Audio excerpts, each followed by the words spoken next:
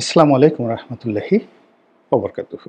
সম্মানিত দর্শক, বাংলাদেশের রাজনীতি থেকে আওয়ামী লীগের আলোচনা এবং সমালোচনা কিছুতেই সরানো যাচ্ছে না।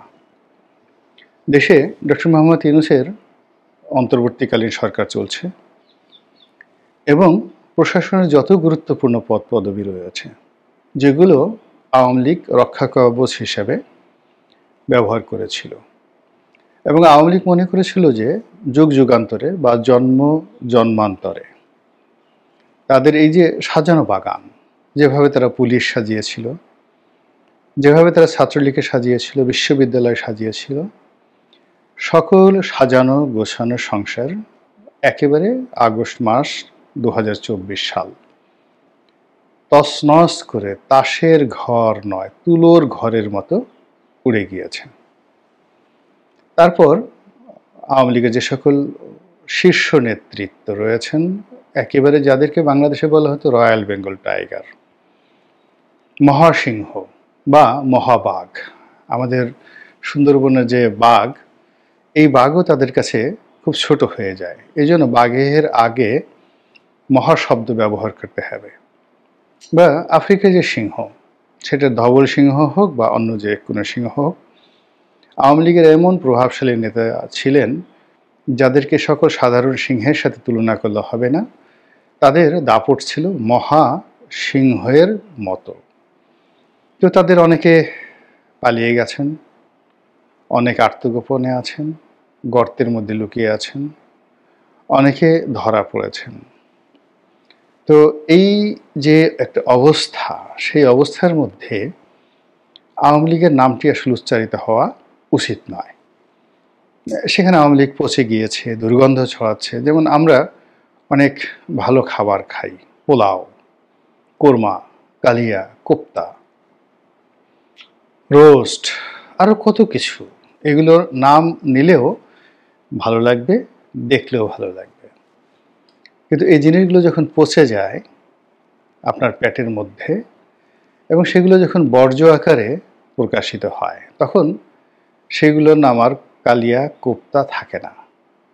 একটা সিঙ্গেল নামে চলে আসে, সিঙ্গুলার নাম্বারে চলে আসে। ওগুলো কেউ উচ্চারণ করে না, ওইগুলো দেখেও না, বরং খাবার টেবিলে যদি ওইগুলোর নাম উচ্চারণ করা হয়, তো সঙ্গে সঙ্গে খাবারে অরুচি এসে যায়, অনেকে বমি করে দেয়। তো সেক্ষেত্রে আওয়ামী লীগকে যদি আপনি একটি পচা মাল হিসেবে ধরেন, আবর্জনা হিসেবে ধরেন, সেক্ষেত্রে তো আওয়ামী লীগের নাম বাংলাদেশ উচ্চারণ করার মতো লোক থাকার কথা নয়। কিন্তু বাস্তবতা হলো, শয়নে স্বপনে চলনে বলনে আওয়ামী লীগের আলোচনা থামানো যাচ্ছে না। সবাই যে যার অবস্থান থেকে গালি দেওয়ার জন্য হোক, প্রশংসার জন্য হোক, কিংবা ভবিষ্যতের একটা উইন্ডো খোলার জন্য হোক, আওয়ামী লীগের নামটি উচ্চারণ সবাই করছে। বিএনপি করছে, জামাত করছে, ডক্টর মোহাম্মদ ইউনূস সাহেব করছেন, তার উপদেষ্টা মণ্ডলী করছেন, সমন্বয়করা করছেন, সবাই। কেন এত আলোচনা? তো অনেকে বলার চেষ্টা করছেন যে আওয়ামী লীগের ভবিষ্যৎ হলো অনেকটা মুসলিম লীগের মতো। পাকিস্তানে যে মুসলিম লীগ, যেটার অপভ্রংশ বাংলাদেশে এসেছিল, তো সেই বাংলাতে মুসলিম লীগের বিরাট দাপট ছিল। মানে ব্রিটিশ বিরোধী আন্দোলনে মুসলিম লীগের যে ভূমিকা, পরবর্তীতে আবার যখন স্বাধীন পাকিস্তান হলো, তখন তারা একেবারে সেই সরকার গঠন 1960 পর্যন্ত, 1954-এ তাদের পরাজয় হলো, বাট 1960 সাল পর্যন্ত মুসলিম লীগের একটা বিরাট ভূমিকা ছিল। এরপর আস্তে আস্তে দলটি একেবারে অতল গহ্বরে হারিয়ে যায়। তো সবাই বলছেন যে আওয়ামী লীগও হারিয়ে যাবে। তো এখানে আমি দ্বিমত পোষণ করি। এই কারণ হলো যে মুসলিম লীগ যারা করতেন, তারা ছিলেন সমাজের অভিজাত বুর্জোয়া শ্রেণী। এবং তখন বুর্জোয়া তন্ত্র বলতে ইংরেজিকে যেটিকে বলা হয় ফিউডাল সোসাইটি, জমিদার তন্ত্র, সামন্তবাদী তন্ত্র। এখন ব্রিটিশ সরকার, তারও আগে মুঘলরা, তারও আগে সুলতানি জমানায় আমাদের এই সমাজে জায়গিরদার, জমিদার, সুবেদার, এ সকল পদ তৈরি করা হতো। এবং তারা সরকারের এজেন্ট রূপে, প্রতিনিধি রূপে তারা খাজনা কালেকশন করত এবং সকল ভূমি, জায়গায় সম্পত্তি মূলত সেগুলোর উপর তাদের একটা কর্তৃত্ব ছিল এবং এই কর্তৃত্বটা ব্রিটিশ জামানাতে এসে বলতে গেলে এমন করে দেওয়া হয় জমিদারদের উপর যে জমির উপরে আগে যেভাবে প্রজাদের সত্ত্ব ছিল, কিন্তু ব্রিটিশ জামানাতে এসে জমির সত্ত্বটা চলে আসে জমিদারদের উপর। এভাবে প্রায় 150 বছর এই ফিউডাল সোসাইটি পুরো ভারতবর্ষকে নিয়ন্ত্রণ করে। তো মুসলিম লীগ যারা গঠন করেছিলেন এই বাংলায়, তারা সবাই ছিলেন নবাব পরিবার, খান বাহাদুর, রায় বাহাদুর, তারপর জমিদার, এই পর্যায়ের লোকজন। তো যখন শেরেবাংলা ফজলুল হকের নেতৃত্বে কৃষক শ্রমিক প্রজা পার্টি অবিভক্ত বাংলার ক্ষমতায় এলো এবং জমিদারি প্রথা বিলোপ করা হলো, তখন এই ফিউডাল সোসাইটিটা ভেঙে যায় এবং তাদের সেই জৌলুস থাকে না। ঢাকার নবাব পরিবারের জৌলুস ছিল না, করটিয়ার জমিদারদের কোনো জৌলুস ছিল না, হুমায়ুন খান পন্নীদের কোনো জৌলুস ছিল না, মানিকগঞ্জের জমিদারদের কোনো জৌলুস ছিল না। এভাবে সবাই যাকে বলা হয় সব কিছু হারিয়ে সাধারণ মানুষের পর্যায়ে চলে আসে। ফলে যে ফিউডালিজমকে কেন্দ্র করে তারা একটা রাজনীতি গড়ে তুলেছিল, তার যে মূল ভিত্তি, এটি যখন শেষ হয়ে যায়, অমনি তাদের রাজনীতিও ধীরে ধীরে ধীরে ধীরে জিরোতে পৌঁছে যায়। কিন্তু আওয়ামী লীগ আসলে কোনো ফিউডালিজমের উপর ভিত্তি করে হয়নি। আওয়ামী লীগ হয়েছিল ফিউডালিজমের একেবারে বিপরীত, সাধারণ মানুষকে কেন্দ্র করে রাজনীতি, অসহায় দরিদ্র শ্রেণীর মানুষকে নিয়ে। তো বিএনপি বা অন্য যে দলগুলো, বা বিএনপি বিশেষ করে, তারা আওয়ামী লীগের বাইরে গিয়ে মধ্যবিত্ত, উচ্চ মধ্যবিত্ত, শিক্ষিত, সম্ভ্রান্ত অনেকটা মুসলিম লীগ ধাঁচের যে বাংলাদেশি সংস্করণ, সেটি তারা করেছে। কিন্তু আওয়ামী লীগ কিন্তু তার এই আগের জায়গাতে একেবারে সেই প্রান্তিক জনগোষ্ঠীর যে রাজনীতি, সেই রাজনীতি নিয়ে আছে। আওয়ামী লীগের অনেক লোক প্রান্তিক জনগোষ্ঠী থেকে এসে আবার ফিউডাল হওয়ার চেষ্টা করে, বাগান বাড়ি করার চেষ্টা করে, জমিদার হওয়ার চেষ্টা করে, এসব করে বিভিন্ন সময় আওয়ামী লীগকে বিপদে ফেলেছে এবং একটা সময় আওয়ামী লীগ আবার বিপদে পড়ে সেই সাধারণ মানুষের কাছে যেতে বাধ্য হয়েছে। তো সেদিক থেকে আওয়ামী লীগের যদি পতন হয় বা আওয়ামী লীগ যদি ইতিহাস থেকে মুছে যায়, সেটি অন্য কারণে যাবে বা আরও অনেক পরিস্থিতি, প্রেক্ষাপট তাকে মোকাবেলা করতে হবে। কিন্তু মুসলিম লীগের মতো করে আওয়ামী লীগের পতন হবে না। এর কারণ হলো আওয়ামী লীগের যে চিন্তাধারা, তার যে ফান্ডামেন্টাল স্ট্রাকচার এবং তার যে যোগসূত্র, রাজনীতির যে যোগসূত্র, এটির সঙ্গে মুসলিম লীগের রাজনীতির কোনো যোগসূত্র নেই। এই গেল এক। 2 নম্বর হলো যে সময় পাল্টে গেছে, আর এই সময়টাতে আওয়ামী লীগ যে চিন্তা চেতনা, ধ্যান ধারণা পোষণ করে, যেমন ধরুন রিক্সাওয়ালা, ঠেলাওয়ালা, মুসি, খেটে খাওয়া মেহনতি মানুষ, কৃষক, শ্রমিক, এই জায়গাগুলোতে আওয়ামী লীগের যে স্লোগান, আওয়ামী লীগের রাজনৈতিক যে মতাদর্শ, এটি যত দ্রুত জনপ্রিয়তা পেয়ে যায় বা এখানে তাদের যে সমর্থক রয়েছে, এটি অন্য কোনো রাজনৈতিক দল অর্জন করতে পারবে না সহসা। সেই আওয়ামী লীগ প্রতিষ্ঠার পর থেকে অনেকে চেষ্টা করেছেন, কিন্তু হয়নি।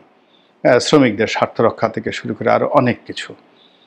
দ্বিতীয়ত হলো যে সমাজে যত বৈষম্য বাড়ছে, সঙ্গে সঙ্গে কিছু মানুষের অর্থ হচ্ছে আমেরিকার মতো, জার্মানির মতো, কিন্তু আবার আফ্রিকার দরিদ্র মানুষের মতো মেহনতি মানুষের সংখ্যা বাড়ছে।